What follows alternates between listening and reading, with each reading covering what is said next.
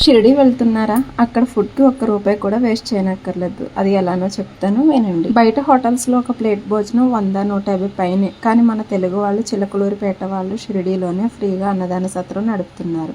మధ్యాహ్నం రాత్రి 2 పూటల వేడి వేడి భోజనం, అది కూడా ఇదంతా సాయిబాబా దయ. అందులోనూ మన చిలకలూరిపేట వాళ్ళు అక్కడ సేవ చేస్తున్నారంటే గర్వంగా కూడా ఉంది.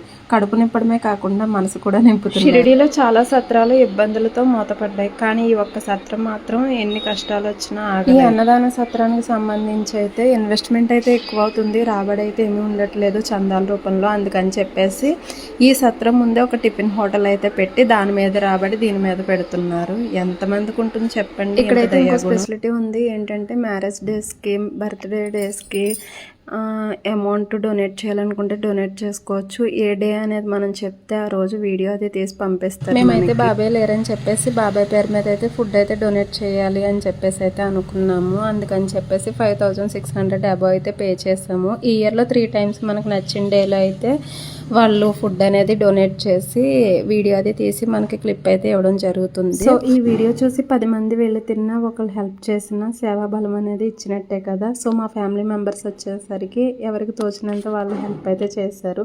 సో ఈ వీడియో నచ్చితే ఒక చిన్న లైక్ చేసి మన ఛానల్ని ఫాలో కండి. ఉంటాను మరి, బాయ్.